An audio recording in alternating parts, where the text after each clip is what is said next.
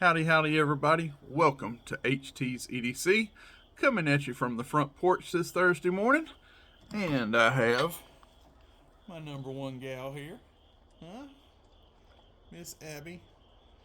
She is right here at my feet here on my right hand side, just walking under and bumping the tripod to swap sides now to my left side. But we are ready to get at it this morning. We're going to go at a fairly quick pace this morning. I got a lot to try to get in and not keep you here all day. So we will start off with the what you toting today. Same Open Sea leather wallet. Nissan Titan truck fob. Tote me a little Jesus with my olive wood Holy Land pocket cross.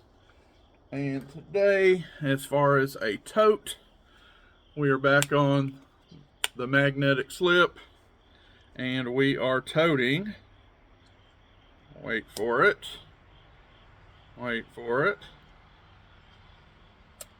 the Tiny Trapper by Remington Bullet. Tiny Trapper today, with a nice little stag bead on this guy. We have the half stops. Anyway, that is what I'm toting today. So that takes care of that. Prayers still continue. My only little news this morning is it's looking like that storm is going to that path of the cone, I guess they call it, looks like it's going to come. It's coming right for the Big Bend there in Florida. You have the Panhandle and the tail of Florida right there in that area. They call it the Big Bend. Not to single anybody out. I talk about Bobby over at RDS Wood Turning and Acrylics. I talk to Bobby every day, so he is fresh on my mind, and it is coming. He is right in that path. But folks, this storm is probably going to be pretty far-reaching. And forgive me in advance. I'm going to, I probably shouldn't even name names, but just some that I know that could be affected. Terry over at Terry's Knives and Man Stuff. Georgia Adventure there in Georgia, as this thing, pushes land and starts its trek across Florida and Georgia, and maybe even up into Brother Mike, up into South Carolina, hunting for hookers, Brother Cornbread. I know, like I said, I just forgot a lot of people. I am hoping this thing dissipates when it does hit landfall. It breaks up, but just don't know. It is back again. They predicted it to be yesterday when we were talking about it. This storm was just a tropical storm again, but it is now I think currently a Cat 1 or a Category 2. It is strengthened like they thought it would before making landfall. And I know Bobby, again, not to just like he's the only one I'm worried about, because that is not the case, but I know he is right in the path, and they got hit not too long ago with a hurricane coming through there, so it is not good. Not good at all. Those people are still reeling, and my heart goes out to anybody that's going to be affected by this. And it sounds like it might have some wide stretching effects, so let's just pray it up and pray this thing we can pray it goes away, but it don't look like it's just going to go away. But maybe we can pray that it's not as damaging as could be. So there is that. And another thing, from what I'm reading, talking to Bobby, and what I'm reading on the Weather Channel, the worst of the stuff when it hits landfall, that looks like their highest winds, their highest sustained winds and all, is going to be 10, 11, 12, 1 o'clock this morning. So it's just another bad thing. It's going to come in the middle of the night. You're not going to see it out there, the worst of it. That is just, I mean, when you can see what's coming, you know, debris, whatever, you know, if you can see it, you can kind of halfway prepare for it. But when a storm comes and hits you with its full force right in the middle of the night, I mean, you are virtually defenseless. So, like I said, I see that landfall, that looks like it's going to be some of their worst stuff. And as far as winds and all, is going to be right there at, you know, around midnight, maybe a little before, a little after. So, just not a good recipe whatsoever. So, let's pray that up. Anyway, we are back today for the video. This is another one of the people's request video.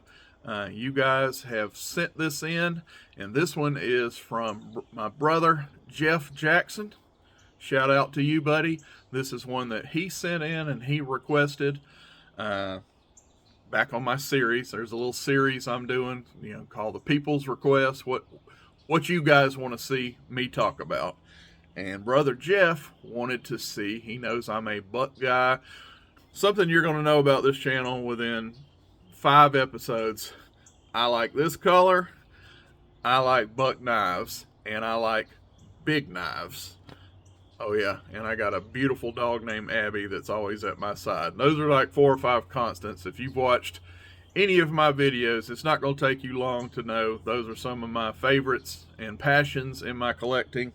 And Jeff wanted to see my buck knives fixed blade collection.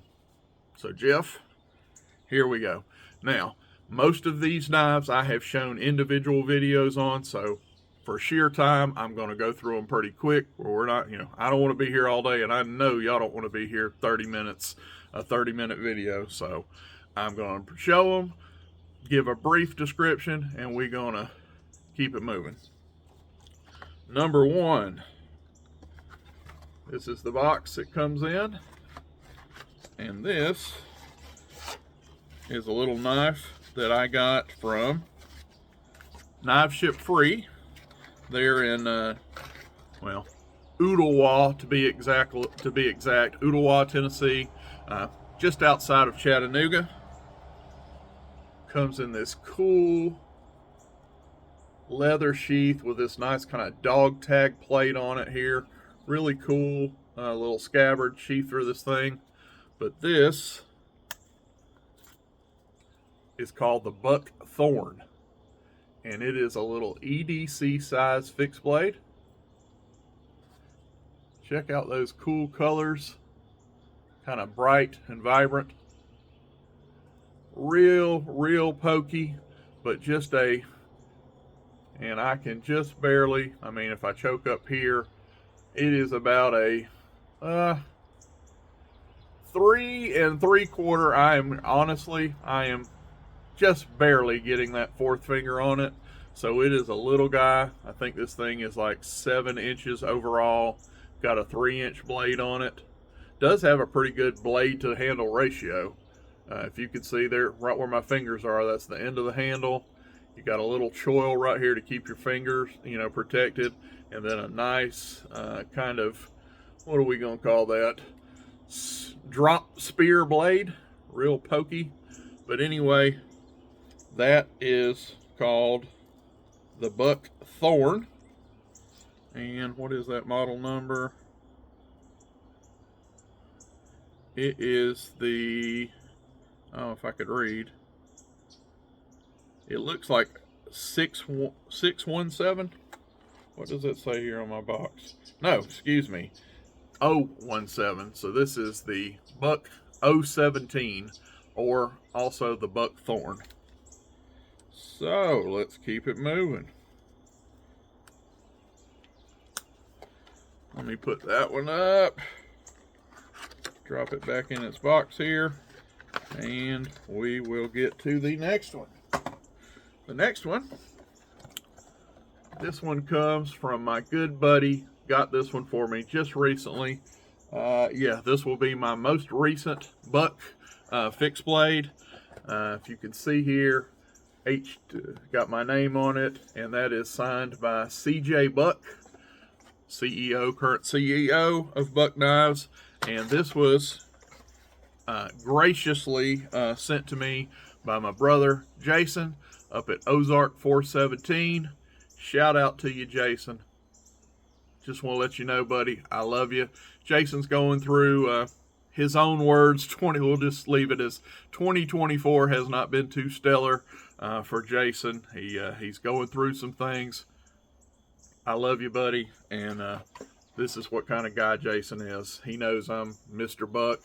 Well, he went to a buck event that they had up in Missouri at was it Shepherd Hills that this came from?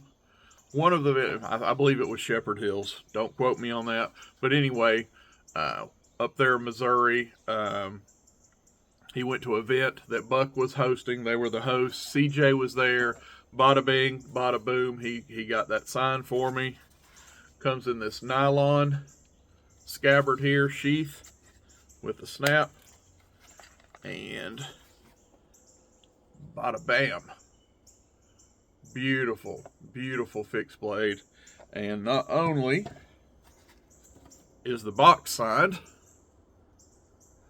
but, I don't know if we got the light here, but right here under, say, Buck and USA up there, I don't know if this light's going to, I have CJ Buck's autograph. He signed the blade too, and that is, hand laser engraved. He did it at the event. And this has one of these nice rubberized handles. This thing is very, very, very nice in hand. Nice drop point blade, jimping, beautiful fixed blade. And this is the Buck number 685. Yes. If you can see, you're not going to see it on the tank stamp, but right here where my finger is, that is 685, model 685, and just a beautiful, nice hollow grind here on this, nice and pointy. This would be just a fantastic hunting knife. That's, in my opinion, what it's designed for. Could this be an EDC? It could, if you like carrying a little larger fixed blade for an EDC. I could see it. But I think this is definitely, with these rubberized handles, the blade shape, the grind, the jimping, this is definitely tailored for hunting situations. So that is the Buck 685, and we will keep it moving. Next, we have this guy. This is a Buck Pro series. There's a little tag on it, but we're just going to get this thing out. Y'all ain't here to see boxes. Comes in this nice magnetic inner box. That was just a sleeve that goes on there, but we'll get this thing open. Has a nice green confetti looking stuff inside. My receipt is still in there from where I purchased this. I actually got this knife on vacation down in Florida from a Bass Pro Shop. And this is what the sheath looks like. Nice leather sheath. Has the model number right here, which is a Buck 102. And we will get this beauty out. And when I mean beauty, I mean beauty. Very, very good looking knife. Check out this clip point blade. Is it ever so upswept? I don't know if that tip is actually above the spine, but if it's definitely, it's got an upsweep, but it's not too aggressive, I guess is what I'm saying. Nice finger guard here. Just a fantastic little hunting knife. Or I absolutely could see this being an EDC as well. Hollow grind again on it. Clip point blade. Pokey. This one is in the S35VN blade steel. Thus the Buck Pro series. You get the upgraded steel. And instead of the typical phenolic resin, the resin handles here, we have micarta. You guys can see that. I don't have a whole lot of light. That sun's still rising, but anyway, we've got upgrades on the handle, and we have upgrades on the blade steel. And I mean, I fit on this just perfect. Look at my hands, my four fingers. Nothing extra, but I'm not cramped. I'm not falling off that choil. I am right there, locked in. Beauty, beauty, beauty, beauty of a fixed blade knife. Love the 102. And we will keep it moving. We will set that one down. Bear with me, folks. And we will get on to the next one here, which is this monster. Look at this. It takes up what? There's the edge of my screen. About half or 3/4 of my screen here. This big hunk of humanity. Nice, again, leather scabbard, leather sheath on here. Has the model number right here underneath this big oversized belt loop. This is the Buck 120, or the Buck General, the 120 General, and it is a hunk of humanity. You ready for this one? And I've showed videos on probably every one of these knives. So if you want to see one you're wowed and amazed, you can probably go back in my library, and I've done a full review on these. But again, time purposes, we're going to go kind of fast. And wha-bam. Yeah. Definitely a monster. We have the Fullers. Some people call them a blood groove. Don't, we'll go with Fullers. We have the big Fullers on both sides. Another kind of the same blade shape as the one before, that 102. That clip point blade that's sort of upswept here, just about level with the spine here where that tip of that blade ends. But just a beast. And every time I get this in hand, Aaron over at 865, I got to give him a kick because I got to try my lack thereof ninja moves. So y'all check me out. I know, I have to do it. But it just makes you want to do something goofy when you have this in your hand. But yeah, all seriousness, a definite camp knife. Is this a hunting knife? Maybe for big, large animals, sure. Anything here in the stone, this is overkill 100% for anything, any game here in Arkansas.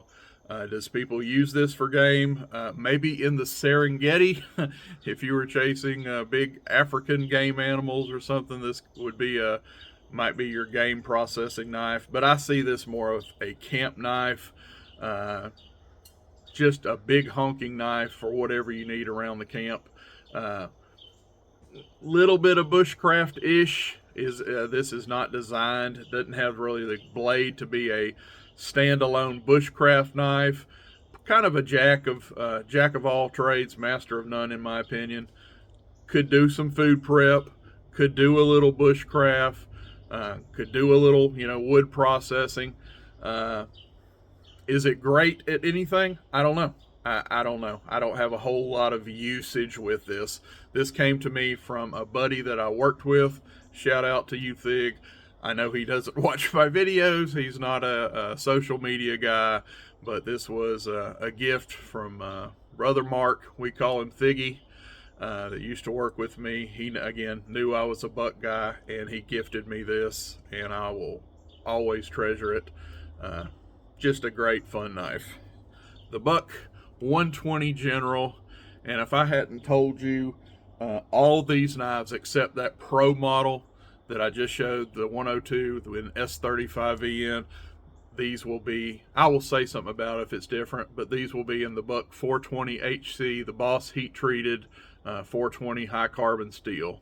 I call it the house steel for Buck. So unless otherwise noted, this is 420 HC Boss heat treat, stock steel from Buck.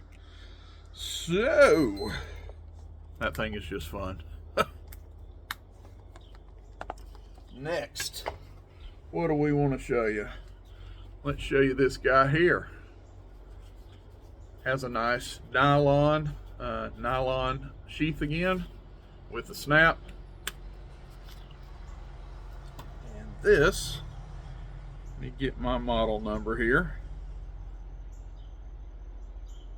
This is the Buck 538, and I believe they call this the open. This is one of their open season knives. I know there's several models that are in the open season category lineup from Buck, but this is the 530. What did I just say? 539. The Buck 539, and this is in S. Am I showing y'all the right side? Yeah. Well, if I held it right, you might could read it. Right in here, that is S30V. So this is a little bit of upgraded steel on this model. We have walnut hardwood handles here that are held together by these four screws, 4 bolts on there. And we have a nice little pinch spot right here, cut out in it. I call this like a little bird and trout knife. Also very small. This could definitely be an EDC knife. I could 100% see this, someone EDC in this. We have a hollow grind once again, but this time we have a drop point blade. Again, kind of spear meets drop, but I'm going to go ahead and call this a drop point blade, but it does have a real pointy, stabby tip on it. But I think this would be just an excellent small game. How about white-tailed deer? Yes. I kind of think this looks a little more bird and troutish in design, but I have no doubts that this would process a white-tailed deer. I haven't used it thus far on one, but I'm kind of thinking to myself, why not? Has this nice, generous finger choil where you can get up right behind that blade. Something that I'm big on my knives for processing deer is I want my finger to almost be able to kind of guide that blade. Not to be gross, but when you're skinning and you're inside your animal, I like that finger up there close to the tip where I can really maneuver the tip of this blade and cut only the stuff I want to cut. And yeah, I am just about up there. Yeah. Bird and trout, so obviously bird hunters, fishermen, but I 100% see this being a great little deer knife too. Or completely switch gears, and if you want to tote a EDC fixed blade, that is toting in style right there, guys. I love this little knife. Like I said, S30V, little upgrade on the steel. A little bit of an upgrade, I guess, in the handle. They give you hardwood. This is not diamond wood. This is real walnut. So, cool little knife. The Buck 539 open season. And we're going to keep it moving. Where are we at? Goodness, 20-something minutes. We got to go. Right here, we have the Buck 857. Got the nice polymer orange handles. So again, this is a knife that would be tailored for hunting. Is that a hollow grind? If that is a hollow, I suppose that is a high hollow, but that does not thin out real well. Kind of a funky blade shape on this one. Got a little hump right here, and then it drops back off at the tip. Again, small size, could be an EDC knife with these hunter orange handles. I suppose they're saying this is more suited for a hunting situation. I'm going to be totally honest with you. As thick as this is behind the edge, let's see, my finger with this hump up here, I'm really reaching. I don't feel I have the control like I would want to. This wouldn't never. I'm just going to be honest with you. Would never be my deer skinner of choice. Uh, Maybe a EDC, EDC task. This is nice and stout. Um, Little camp companion knife, to your big knife at camp. This could be on your side for smaller tasks, 100%. That's kind of the role I see this, a good little companion knife. Wouldn't be my hunting knife of choice. Could it do it?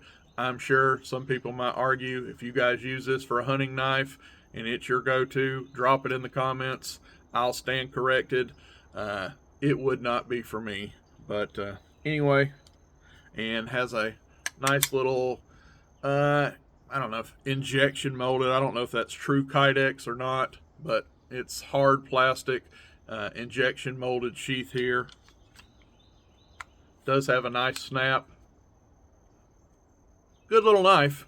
I just call it more of a companion knife. Moving on. Again, another injection molded with a little bit of nylon on the sheath here, on the scabbard of this guy. And this is the Buck, bear with me, 471. And right away, I have a broke tip on this one. This is one that I need to do a reprofile. I forget how I did this, but I definitely probably was doing something I shouldn't, because it did come to a very fine pointy tip, and I obviously got a little too aggressive with this. This one has a nice, definitely a hollow, about a midway up the blade, hollow grind, drop point blade. We got some jimping right here on this. And again, we're back to a rubberized handle and a little jimping. It comes out there onto the blade, but very nice. Has a lanyard hole here. Very nice in hand. This would be a good, it would be a big hunting knife. Again, I would kind of find this, the role for me would be kind of a camp knife. Could this be your number one camp knife for food prep? Little whittling, little bit of woodwork and stuff around the camp. If it had a proper tip, yes, it could. Or this would be, if you guys like a bigger number one primary knife, this would be, for me, a little big for a secondary, a companion knife. This would be more so, if I took this would be the main, the main dude. But, and again, could be a hunting knife. For a little larger game or whatever, or if you're a deer hunter and you just like a larger blade. For me, again, I can't get out to that tip. I'm not even close. The game for whitetail deer here in Arkansas would not work for me. But anyway, this is the Buck 471, and curious enough, a lot of you may not know this. This was a Taiwan-made buck knife. There was a time that bucks, their imported stuff, was actually made in Taiwan. I wish they didn't import anything from anywhere, but if you're gonna, Taiwan is definitely an ally of the United States, and I would prefer Taiwan. So this was actually a Taiwanese-made buck knife. Definitely the only one I have of my collection from that country of origin. Last but not least, what are we at? Almost 30 minutes. Oh, goodness. I'm sorry, folks. We have the Buck Selkirk. This thing comes, and this is Kydex. We have a nice Kydex sheath for this thing. I have it set up for just vertical carry. Comes with a fire starter, if I can get it out. Has a place right here for your fire striker. This is definitely a outdoor geared knife, and a beautiful knife at that. Check this out. Nice standard full flat grind on this one. Just a standard drop point. We have some beautiful layered micarta, like black and gray micarta here on these handles. And check out that spider web. I call it like a spider web pommel. Isn't that a cool just little feature? Take you for a look around this guy. Nice guard right here you lock into. I really like this knife. This is another import. This is a China made knife, but in my opinion this may well be their most, how do I want to put it, popular knife, hunting knife, that's not American made. People absolutely love this. It has a good heft in hand.